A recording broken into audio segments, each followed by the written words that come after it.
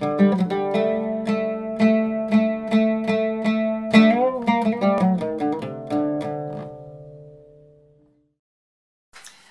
à tous, Binyamin Khalifa, ConstantineMinagim.com. On continue sur la série de vidéos sur les Tehillim, la lecture des Tehillim.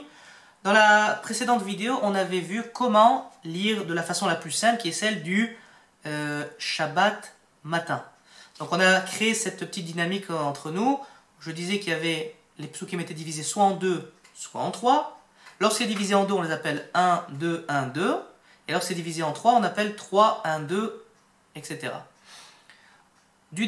Lorsque c'est divisé en 2, c'est du début du pasuk jusqu'au Atnar, ce petit Y à l'envers, en dessous des mots. Et la partie 2, c'est du Atnar jusqu'au Sof pasuk, jusqu'à la fin de la phrase. Et 3, c'est lorsqu'on a des gros ta'amim disjonctifs comme des rabia, des pazer gadol, etc. en début de phrase. Maintenant, on va passer à la lecture classique des Tehillim. Et dans la lecture classique, il y a un paramètre qui s'ajoute, c'est lorsque le verset qui arrive contient une partie 3, c'est-à-dire une partie au début avec des ta'amim, des grands ta'amim disjonctifs comme des rabia, des pazer gadol, alors cette partie 2 qu'on est en train de faire, la deuxième partie du verset, on va lever la voix. Donc on va reprendre avec ma main 1, 2, et des fois 3, 1, 2, mais si un 3 arrive, alors je vais monter ma main pour montrer que ce 2, on doit le monter. On va commencer par l'air marocain, parce qu'à mon avis c'est celui que tout le monde connaît, et c'est celui qui est le plus simple à assimiler, et après on passera sur l'air constantinois. Donc on y va. Il faudra m'excuser, comme les airs se ressemblent un petit peu, on va essayer de basculer de l'un à l'autre, parce que les notes se ressemblent un petit peu. On y va. Les Khouneranena dans un sidour, donc avec Taramim, vendredi soir.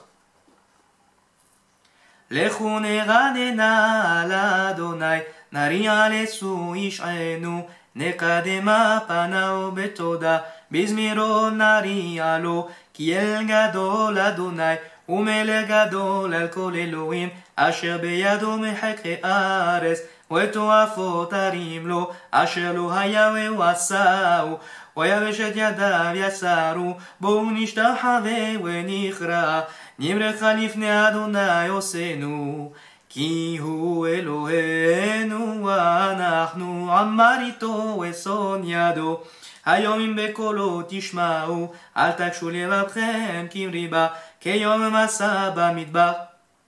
Jusqu'à présent, c'est simple. Vous avez vu, il y avait un endroit Kihu Elohenu. Sur Elohenu, il y avait donc un Rabia. Donc on est passé à numéro 3. On continue Asher Nisuni.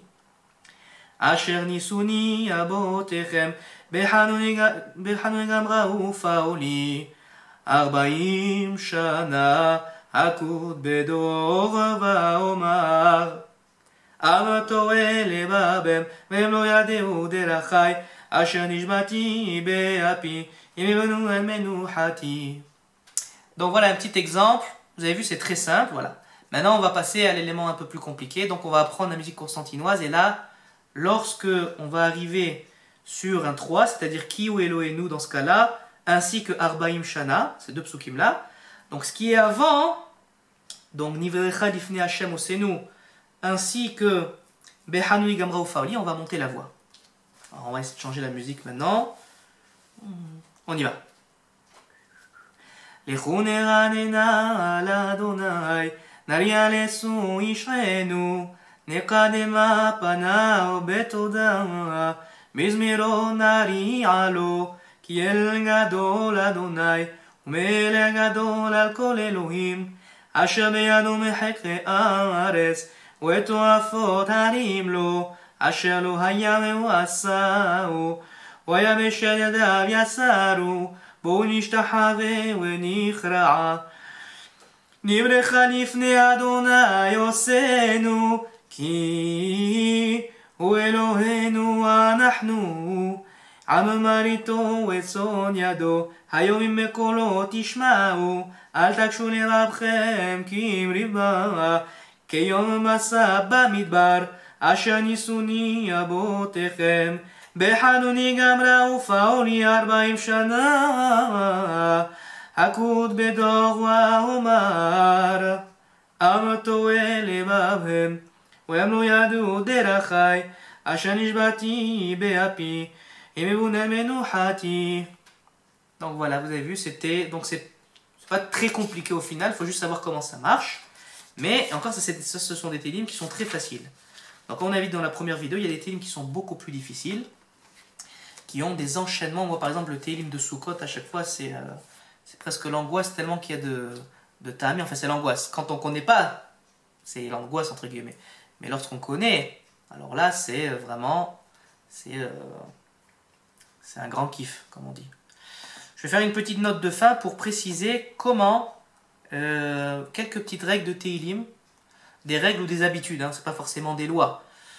Donc, on a l'habitude lorsqu'on chante les Tehillim, de commencer par les 3 versets, l'Echou Neranena. Echou Neranena Hashem, Ariel Suri chez nous, vous le verrez au début des livres de Tehillim, c'est écrit. Et lorsqu'on finit une lecture de Tehillim, ça peut être 10 Tehillim comme les 150, c'est la même chose. On finit par les 3 versets, Mi Yiten Mitzion, c'est aussi écrit à la fin d'un livre de Tehillim. Lorsqu'on a lu alors déjà, comment est-ce qu'on lit les Tehillim? On peut lire les 150 en une journée. On a l'habitude de les diviser en 7, c'est-à-dire pour les 7 jours, ou alors de les diviser en 30 jours. Il y a aussi dans les livres de Tehillim ces divisions-là. Et lorsqu'on arrive à la fin, on arrive au Halleluka de la fin, Hallelu el Bekotcho el Birkeozo, le Tehillim 150. Alors, de suite après, on ne s'arrête pas, on a l'habitude de continuer sur le premier psaume, Ashrei Haish, et on continue jusqu'au mot Asher Yaase Yatzliach. La raison est qu'en fait, on finit jamais un livre de Torah. C'est comme un Simchat Torah lorsqu'on finit Wezot Aberacha et qu'on passe de suite à Bereshit parce qu'on finit jamais la Torah. C'est toute notre vie. Donc on reprend cette même idée dans les Tehillim. Mais pourquoi on s'arrête à Yaase Yatzliach? C'est Yatzliach, tout ce qui fera va réussir. C'est une note encourageante, c'est une note très positive pour terminer cette lecture-là. Et après qu'on a lu donc Yatzliach, on repasse à Mi Yiten, Mitzion, etc. comme on l'a dit, ces 3 versets-là. Donc voilà, l'air classique, c'est l'air de l'Echou Neranena, c'est vraiment l'air classique des Tehillim, qu'on peut lire un peu plus lentement ou plus rapidement, dépendamment de l'ambiance. Et au fil du temps, donc, ce sont des Tehillim, c'est pas des Taramé à Mikra, c'est pas de la Torah ou Haftara où chaque Taham a des règles précises. Donc en fait, on peut développer des chants. Les Chassidim, ils ont des chants, par exemple pour le Hallel, le matin, chacun a des chants. Et la beauté de la lecture constantinoise, c'est qu'en fait, les Tehillim sont lus aussi sur les Makamim du Malouf.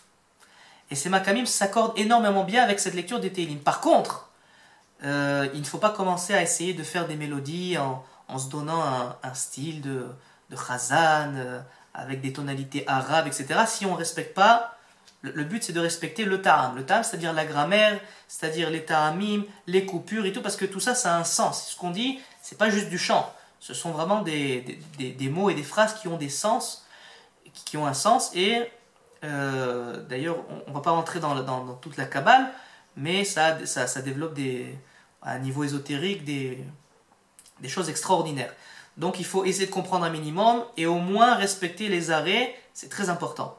Et après, les Chazanim peuvent donc prendre n'importe quel makam et chanter de façon plus joyeuse, plus rapide, plus lente, plus triste, dépendamment. Parce qu'on ne va pas chanter pareil lorsque c'est un Hallel que lorsque les Avdil ou Alenu, c'est une Levaya, une veillée pour mortuaire.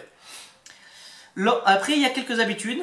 Encore, ce ne sont pas des lois, mais ce sont des habitudes très belles. Lorsqu'on lit les Tehillim en groupe, par exemple, on peut chanter de différentes façons. Des fois, quelqu'un va chanter un Tehillim, un psaume, et quelqu'un va chanter un autre psaume. Des fois, ça va être des psaumes chantés en chœur. Et des fois, il va même y avoir plusieurs personnes, l'une après l'autre, dans le même psaume. Par contre, pour que ce soit harmonieux, en général, qu'est-ce qu'on fait? On a l'habitude de passer d'une personne à l'autre, qu'après un sof pasouk qui est régulier, c'est-à-dire qu'il n'y a pas de 3 après, un sof pasouk régulier, ou alors à la fin d'une partie 3, c'est-à-dire au début d'un pasouk, à la fin d'un grand ta'am, rabbiya, etc., et qu'on va se remettre à commencer la musique vers le hatnach.